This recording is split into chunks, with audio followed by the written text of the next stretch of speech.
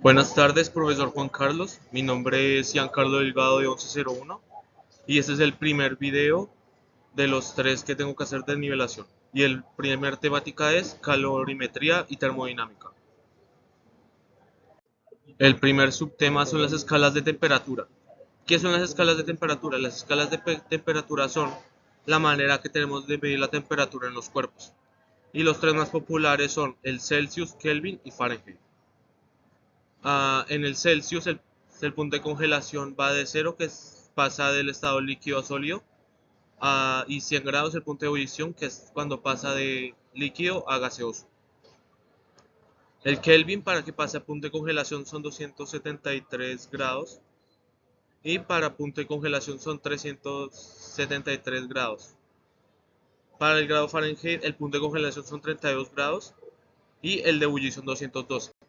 Todos estos puntos de congelación y puntos de ebullición se hacen con el agua, porque al agua ponerse en cualquiera de esas temperaturas se congela o se evapora. Las conversiones de las unidades de las escalas de temperatura. Para eso primero tenemos que conocer las fórmulas. Para convertir de grados Kelvin a grados Celsius, los grados Kelvin los debemos restar por 273, ya que esta es la diferencia entre la escala más baja que tiene, que es el punto de congelación, porque en grados Kelvin serían cero y en los grados Celsius serían menos 273. Entonces así se podría convertir. Para convertir de grados Celsius a grados Kelvin es el proceso contrario, porque se suman. Se suman 273 a los grados Celsius. Y para convertir de Fahrenheit a Celsius se multiplica los grados Fahrenheit por 5 novenos y se restan por menos 32. A ver, y los siguientes ejemplos que he dado son los siguientes. Para convertir de Kelvin a Celsius puse 400 grados Kelvin. Estos se restan por 273 grados, 273 y a 127 grados Celsius.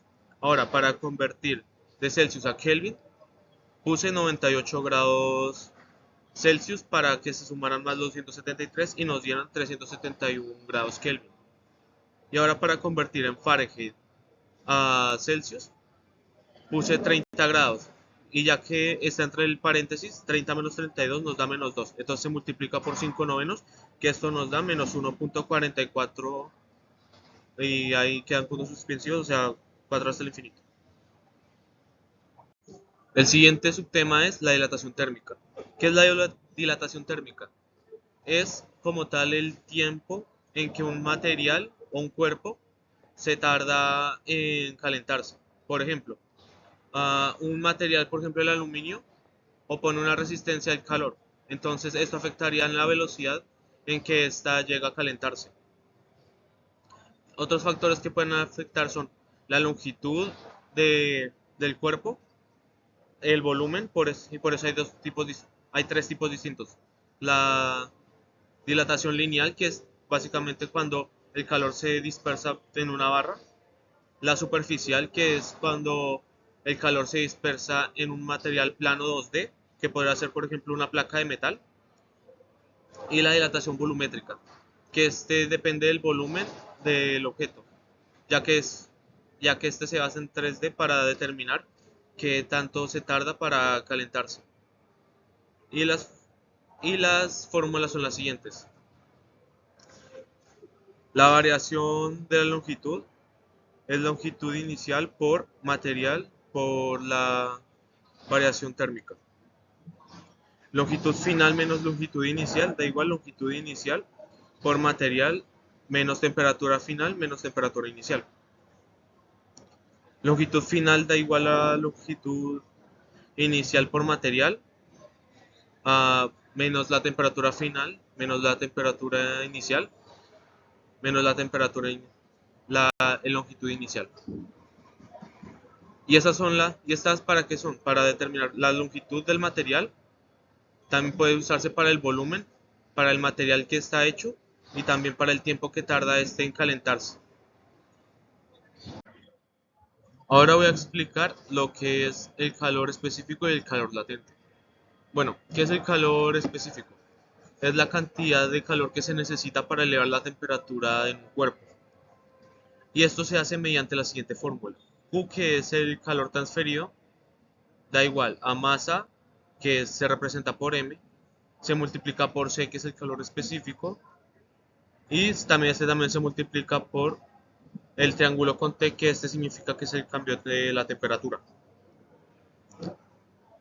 Listo, y ahora el calor latente. El calor latente es la cantidad de calor que se debe suministrar para cambiar el estado de una sustancia sin cambiar su temperatura. La fórmula sería Q, que el Q es el calor transferido como vimos antes, por M, que es masa, por L, que es el calor latente.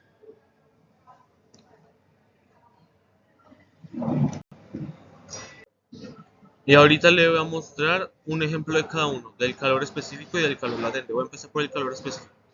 La pregunta es, ¿qué cantidad de calor se debe aplicar a una barra de plata de 30 gramos para que suba su temperatura a 22 grados Celsius a 90 grados Celsius?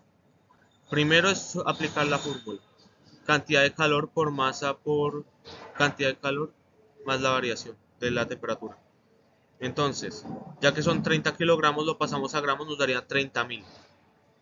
Esto lo multiplicamos por 0.056 calorías dividido gramos en grados Celsius, que sería el material de lo que es la plata. Y este se multiplica por 90 grados Celsius, que es a la temperatura que queremos llegar, menos 22 grados Celsius, que es la temperatura actual. Todo esto nos da 396.600 calorías.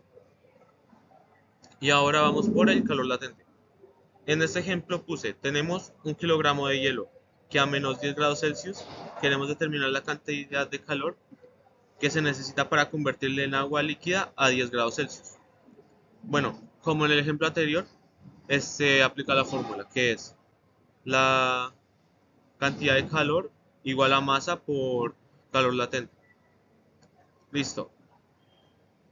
Ya que ya que es hielo, ya que es 1 kilo de hielo, le ponemos ya que son 1000 gramos, porque la conversión de 1 kilo es 1000. Esto lo multiplicamos por 334 joules por gramos, que es el material que sería el hielo. Esto multiplicado nos daría 334.000 joules. Bueno, ahora voy a explicar el subtema número 5, que son los procesos termodinámicos. Antes de empezar a explicar cada uno de ellos, voy a dividirlo por partes. ¿Qué es lo que compone cada uno de estos y la fórmula para así poder que quede todo más claro, lo más claro posible? Primero voy a explicar qué es Q, el calor transferido. W sería el trabajo, N la cantidad de la sustancia o del material, Cp es la cantidad calorífica a presión constante. Ah, cada vez que hay un triángulo significa cambio, o sea, cambio T sería cambio de temperatura, P es presión, triángulo B sería cambio de volumen, R es la constante de los gases, T es la temperatura absoluta, que sería la resta entre la temperatura final menos la temperatura inicial, volumen final y volumen inicial, y temperatura inicial y temperatura final. Eso son lo que lo compone. Ahora vamos a ver las fórmulas y de qué trata cada uno de estos. Bueno, ahora voy a explicar cada uno de los procesos termodinámicos. El primero sería el proceso isotérmico.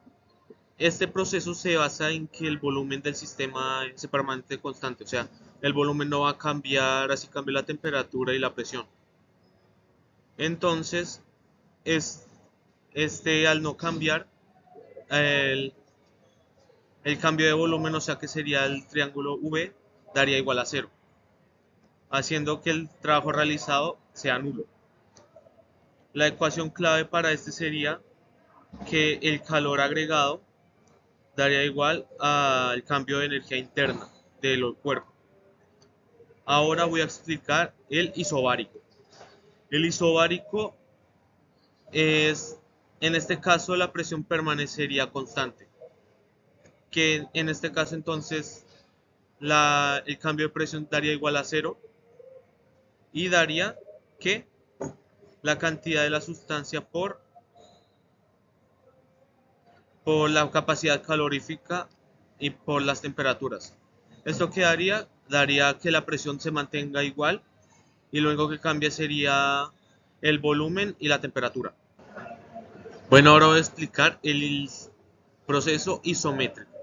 Este proceso se caracteriza porque la temperatura se mantiene constante, o sea, si empieza con 10 grados, termina con 10 grados. O sea, eso significa que el cambio de la temperatura sería el que da igual a cero, haciendo que N, que sería la cantidad de la sustancia, que podría ser cualquiera, podría ser agua, aluminio, etcétera, que me faltó aclarar eso con los otros puntos, se multiplicaría por la cantidad calorífica. Pero este no, no se afectaría por el cambio de temperatura porque esta se mantiene constante, o sea, daría cero. Y ahora, para finalizar, voy a terminar con el adiabático. En este no hay transferencia de calor desde ningún sistema, ni tanto por dentro ni tanto por fuera. Entonces, en este solo va a cambiar la presión y el trabajo realizado hacia el cuerpo. Bueno, y para finalizar voy a explicarle el subtema 6, que son las tres leyes de la termodinámica. ¿Cuáles son? La primera ley de la termodinámica es la conservación de la energía, que como dicta el principio, la energía no se crea ni se destruye, solo se transforma. En este concepto significa que la energía solo se va a transformar. Entonces, el trabajo en que se transforma en joules. ¿Y esto en qué expresión se ve reflejada? En el cambio de energía interna, que sería triángulo U, que daría igual al calor añadido del sistema, que es Q, menos W, que es el trabajo efectuado por el sistema.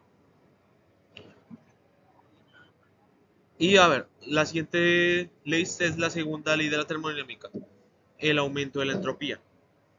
En cualquier proceso que sea espontáneo, por decirlo de alguna manera, la entropía total del sistema y su entorno siempre aumenta.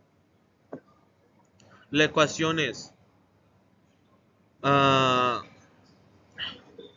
el cambio de la entropía, que sería triángulo S, que ese significaría entropía, da igual al calor añadido al sistema dividido la temperatura. Y así se expresa, sí, el cambio de la entropía, que es el cambio en lo de los sistemas energéticos. Y la tercera y última ley es el cero absoluto y la imposibilidad del cero absoluto. Eh, a medida que la temperatura de un sistema se aproxima al cero absoluto, sea a un frío total, la entropía aumenta. ¿Esto qué significa? Que el límite de el cambio de la entropía daría el cero absoluto y este es directamente proporcional a la temperatura, que también daría cero. Y este ejemplo es imposible, ya que físicamente no se puede llegar a un cero absoluto total, no de manera natural hecha por el hombre.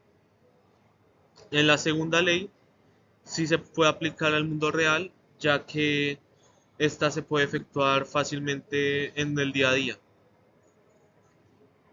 ya que es ya que nomás es la división entre la cantidad de calor y la temperatura. Y ya que eso están estrechamente relacionados, se puede hacer tan simple como en la cocina con una olla de hervir.